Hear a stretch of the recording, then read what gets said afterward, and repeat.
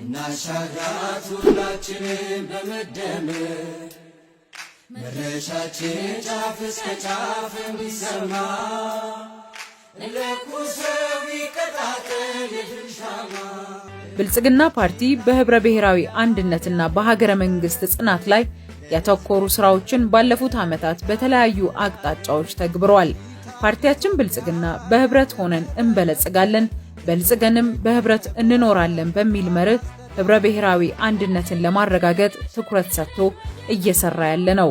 ከዚህ አንጻር ለቀጣዮቹ 5 ዓመታት ኢትዮጵያን የመምራት እድል ብናገኝ የብዝሃ ቋንቋ ፖሊሲን ወደ ተግባር በማስገባት አንድነታችን በጠንካራ መሰረት ላይ እንዲቆም ማድረግ የመጀመሪያው ተግባራችን ነው።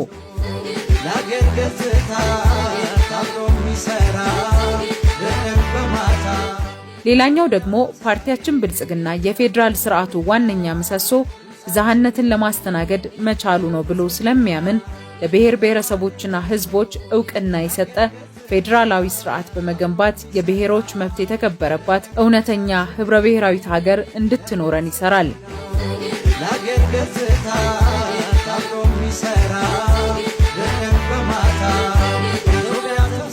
ህብረ ብሔራዊ የፌዴራል ስርዓት የመገንባት አቋማችን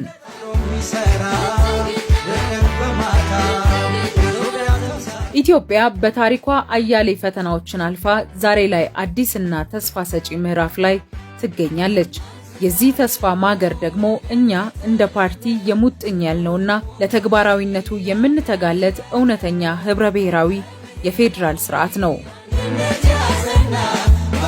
ብልጽግና ፓርቲ ፌዴራሊዝምን የሚመለከተው እንደ ስልጣን ክፍፍል መሳሪያ ብቻ ሳይሆን እንደ ሀገረ መንግስት ግንባታ ዋነኛ ምሰሶ ነው።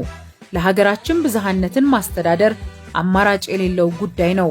ህብረ ብሔራዊ ፌዴራሊዝም ብዝሃ ልሳን፣ ብዝሃ ባህልና ማንነት ያላትን ኢትዮጵያን በጽኑ መሰረት ላይ ለመገንባት ብቸኛው መንገድ ነው። ካለፉት የፖለቲካ ጽንፎች በመውጣት ብልጽግና የቡድን መብትን፣ ቋንቋ፣ ባህል፣ ራስን ማስተዳደርና የግለሰብ መብትን እንደ ዜግነትና የሲቪክ ነጻነት ያሉትን ሳያጋጭ በአንድነት ያስተናግዳል።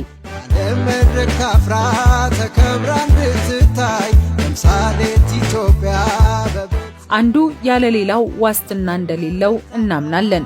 ፌዴራሊዝማችን ከቂምና ከጥርጣሬ የወጣ በታሪክ ትስስር በጋራ ጥቅምና በጋራ ተስፋ ላይ የተመሰረተ የሁላችንም ቤት እንዲሆን እንሰራለን። ጠንካራ ሀገረ መንግስት የሚገነባው በሰዎች ፍላጎት ሳይሆን በህዝብ የሚታመኑና ገለልተኛ በሆኑ ተቋማት ነው። ስልጣን የሚመነጨው ከህገ መንግስታዊ ስርዓትና ከሰላማዊ ፉክክር ብቻ መሆን አለበት የሚል ጽኑ አቋም አለን። የለውጡ መንግስት ከመጣ ወዲህ በንድፈ ሐሳብ ደረጃ ብቻ የነበረውን ፌዴራሊዝምን ወደ ተግባር ለመቀየር አበይት እርምጃዎችን ወስዷል። ቀደም ሲል አጋር ተብለው ከውሳኔ ሰጭነት ተገፍተው የነበሩ የዳር አካባቢ ህዝቦችን በማቀፍ ሁሉንም ኢትዮጵያዊ እኩል የውሳኔ ባለቤት ያደረገ ብልጽግና ፓርቲን መስርተናል። ይህ በኢትዮጵያ የፖለቲካ ታሪክ የመጀመሪያው ግዙፍ ህብረ ብሔራዊ ውህደት ነው።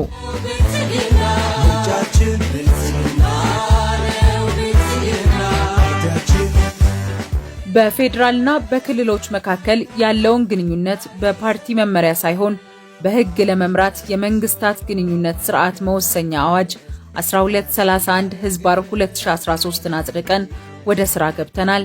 ጣልቃ ገብነትንም አስቀርቷል።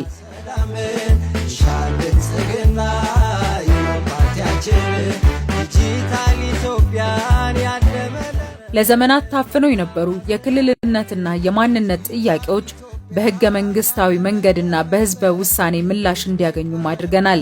ህዝቡ በራሱ ጉዳይ ላይ የመወሰን መብቱንም አረጋግጦለታል።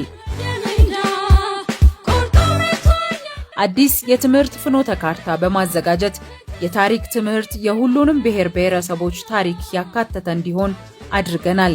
ይህም ወጣቱ ትውልድ ስለ ሀገሩ እውነተኛና ብዝሃ ታሪክ እንዲገነዘብ መሰረት ጥሏል።